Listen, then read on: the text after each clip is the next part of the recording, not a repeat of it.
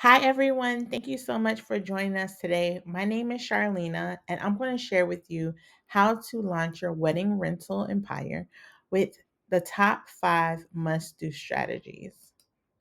Just to give you an overview of the presentation for today, I'll definitely share more about myself, and then we're going to jump right in with the top 5 must do strategies. And then, of course, I have something for you at the end. As mentioned, my name is Charlena, and I've been within the corporate and wedding rental space for over 12 years. And I must say, it has been an amazing experience because within corporate and in the wedding rental space, they're kind of similar. Within that time, I must say that I've won countless marketing awards, and then I've trained over 2,000 individuals on customer experience. And the reason why I mentioned marketing customer experience because that is the game changer for every wedding rental company in your area. What I've learned is that the customer experience is the piece that everyone remembers. And with that, that's what encouraged me to create Wedding Pro Shop. I've heard customers tell me all the time about other rental companies that they've actually reached out to, how they didn't return the calls, or how when they got the product, it wasn't good, and just how the experience was horrible. And after actually talking to some wedding professionals, they asked, what do I need to do to get that 5-star rating? Because right now I'm at a 3, I'm at a 2. So that's how and when I created Web Pro Shop because I wanted to share on the information that I've gathered over the years and things that I actually implement in my business. And this is why Wedding Pro Shop is here to help you. So let's jump right in. So, strategy number 1 is develop a comprehensive business plan. I know a lot of time business plans are really known as boring. Why would I want to do this? But this is your first step to really looking at what you want to do and really drilling down to the details of that. So, when you look at the executive summary, this is your opportunity to really figure out what your mission and vision statement is. And let's not forget your goals and the services you actually offer. So, this is your moment when you really think about what you want to be known for in the industry. So, then you're going to look at the business description. And in that, you're going to do more research to figure out who your target market is. So, within the wedding space, it's going to be recently engaged couples foremost, and then more so, or not, wedding planners and maybe event venues. And so, with that, you know, in that description, you want to really think about what problem you're solving and then what sets you apart from your competitors. Then we have market research and analysis. I must say, this is the most impactful part because it requires you to do research around where you live, right? So this is when you actually look at the demographics so you'll know exactly who you are targeting, the age, how much money they actually have. You're looking at population, how many people actually are getting married in your area. If you live in an older population, what is the likelihood of those individuals getting married, right? If you live in a community where actually the income is very low, how much money do you have the potential to make? So, this is your opportunity to really dig down into that information to address the opportunities as well as the challenges. The marketing strategy is the way that you actually think about how am I going to promote my business? And also, what is the pricing strategy for my rentals? And then within that, you'll think of promotional tactics, sales strategy, and all of that. And then we have the operational plan. How will you run your business? And then, of course, the legal and structure component. So that's when you figure out if you want to be an LLC, sole proprietorship, things like that, and actually the management team. So if you're in it by yourself, you and a partner and a friend, of course, you want to kind of figure out what role both you will play. But then if you decide to bring in a team, that's when you all want to talk about roles within the organization also. Financial plan is exactly what it says. How much is it going to cost to start up? What does operating expenses look like? And that's how much money you're actually spending every single month profit margins, and then flow projections as to how much money will go in and out of your business. Funding requests, if you need capital, how much do you need? Risk analysis, what could you possibly lose? Can you afford to lose that? And really looking at things such as market changes and all of that. So it looks like you're going to have your work cut out on that. But once you complete this business plan, it'll really make everything a lot easier when you get into those moments where your mind is going crazy and you're not sure where to go. So next, we're going to talk about capital, capital, capital, aka money, money, money. So things that you really have to think about spending your money on when you start this wedding rental company: your products, your business registration, insurance, transportation, storage, and marketing. The most important, I would say, business registration, insurance, and products. Those would be the top for me because you need the products to even rent, but you need the registration to actually operate legally where you live. And then you need insurance on your business, of course, products and things like that. But don't forget the other three because they are just as important also. And those first three that I did mention, you have to actually do them the right way. So next, what inventory to invest in and how do I manage it? So a lot of rental companies, when they start, they really focus on chairs, tables, linen. And the amazing thing about chairs is that you have so many options. So by being in the wedding space, you don't want the regular plastic chairs, right? Unless that's how you want to start. But remember, the products that you offer really attracts the kind of clients that want those items. So when we talk about chairs, some of the most common wedding rental chairs you'll see like Chivalry, white padded folding chairs, throne chairs for the bride and groom, the throne love seat, X-back chairs, the gold chairs. The list continues, of course. And then when you look at tables, you have rectangle, round, cocktail tables, serpentine tables, and things like that. So you have tons of options there. And then, of course, you have linens. So you have tablecloths, napkins, runners. And then don't forget about the specialty upscale linens that a lot of people do enjoy, especially if they have a budget for it. And then have the niche decor. So these are theme specific pieces. For instance, if you do rustic, you may offer crossback folding chairs or the wood resin chairs, not the white. Or let's just say you're into modern. So you may have the gold tall back chairs, serpentine tables with the gold and the stones all in them. So once you kind of figure that out, I would say start from niche and work backwards because then you'll know, okay, I'm looking at traditional classic, which is what we do. And then I can determine the kind of tables I need, the kind of chairs, and the type of linens. And just remember, it's nothing wrong with starting out with the basics. So whether you want to start out with white or you want to do white, black, navy blue, it's okay. You want to make sure that you take that time and go back to that business plan to really think about what products you want to offer. Remember, over time, you can increase the type of linens or chairs or whatever rentals that you're offering later. You don't have to really go all in because that's what I did initially. I went in, I had a wedding, and they asked for this specific color chair. Now, let's keep in mind, this was my first order. So I bought all the chairs and I did not use them again, that specific color, until like a year or two after. So, if I would have really thought this through, I probably wouldn't even bought the color. But because my first booking, I was so excited. I went ahead and I jumped the gun and I ordered chairs that I was only able to use one time. Now, I did get a good review. That's amazing. But really think about your niche and then what type of chairs and what style that actually align with what you do. Now let's move on to managing the inventory.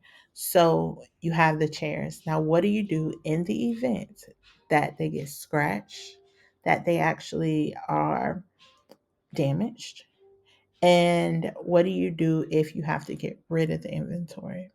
So if the chairs, linen, whatever are damaged, you have to really get a plan. So a lot of times you don't want to just toss them, right?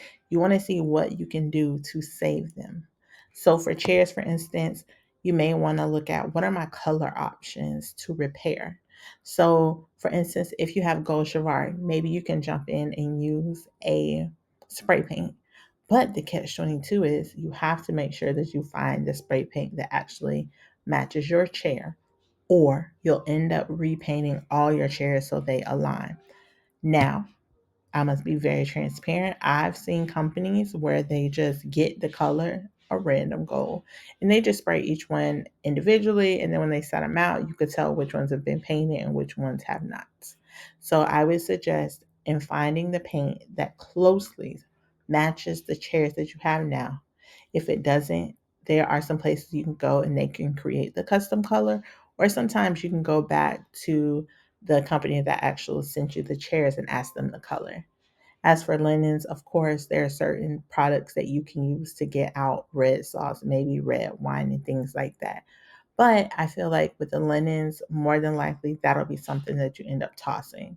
For your tables and chairs, your tables, you want to keep the glass clean. If the glass is broken, you want to make sure you handle that, because that's when or possibly forced with some legal repercussions because someone is injured due to your rentals. So really think about that. And actually, when you buy these products from the companies, ask them, can you get different parts from them in the event that they are ruined?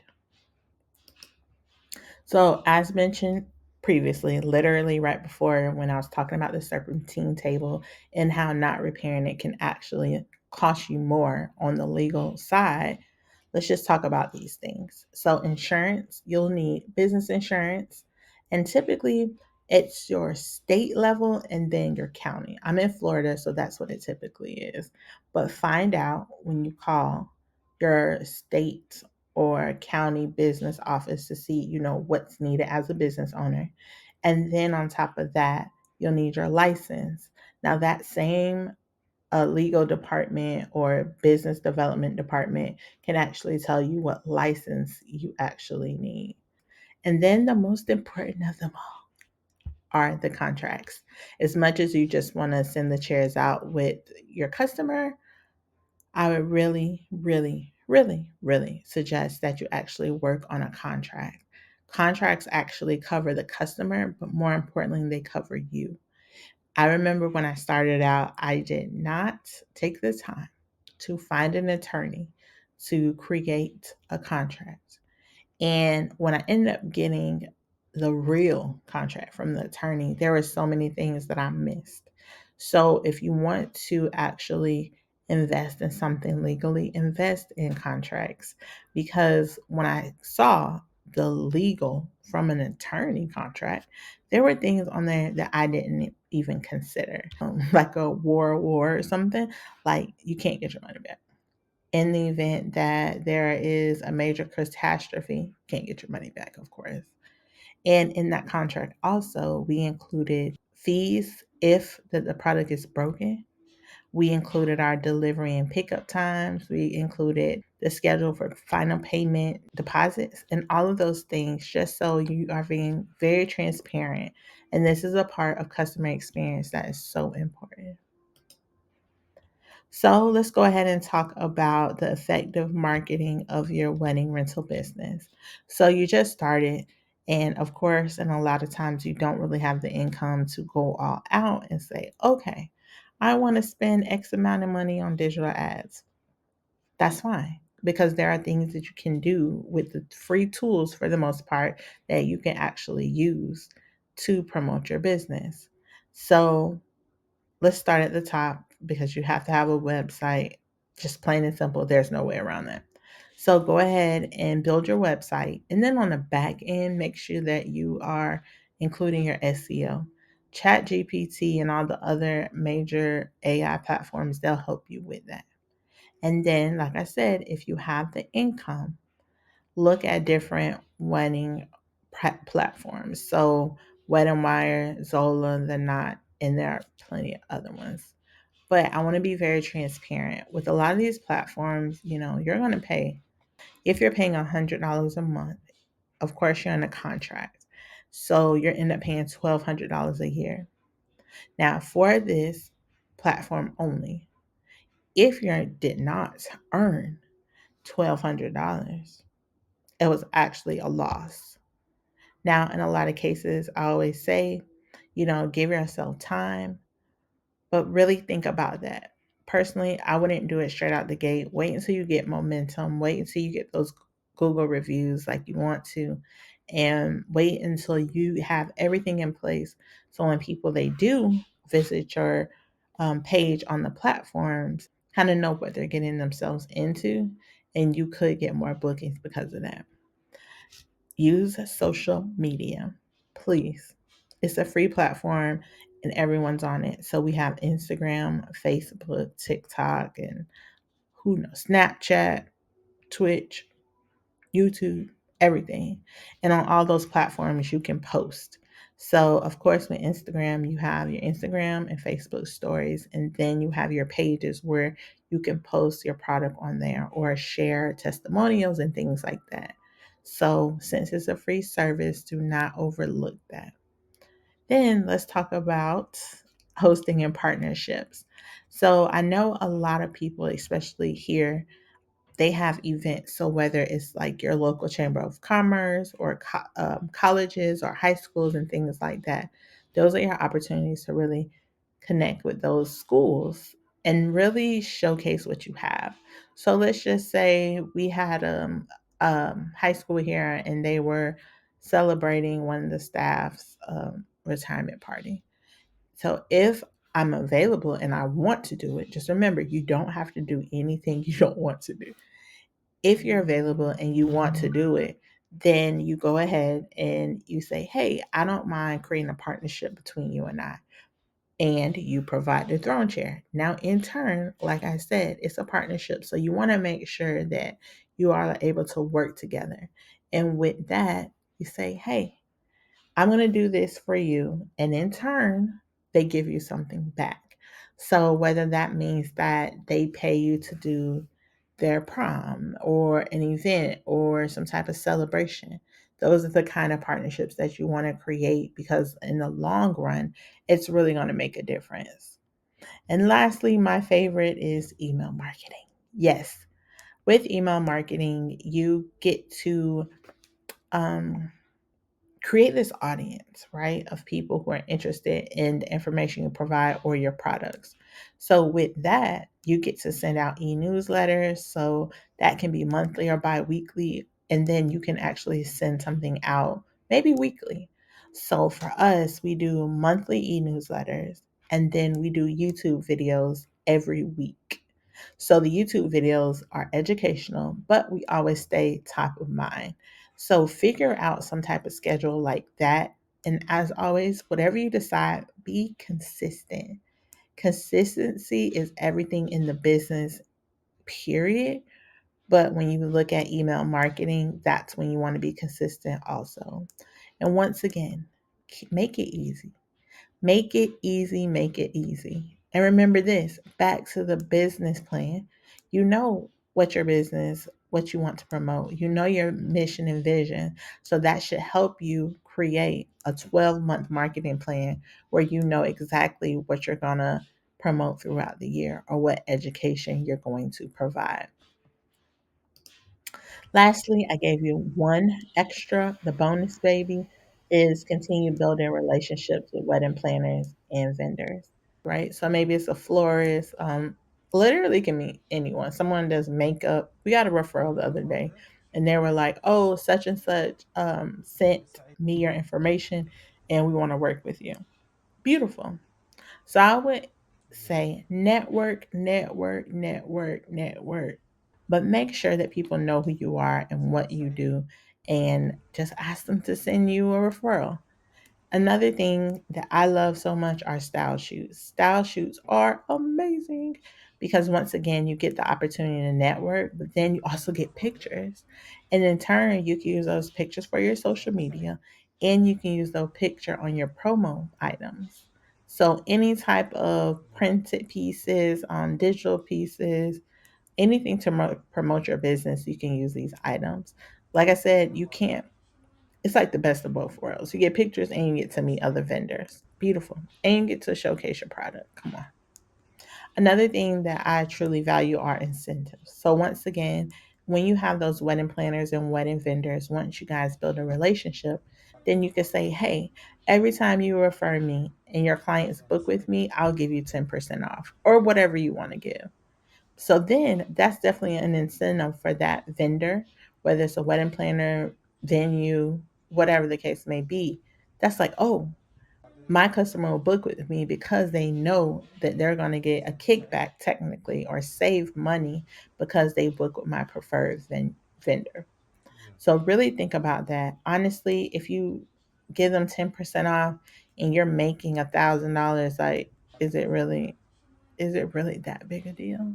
You know, technically, is it? And another thing too, when you work with different venues and planners, sometimes there's a lot of flexibility. So with us, we work at the venue, and honestly, we don't have to pick up our product the same night.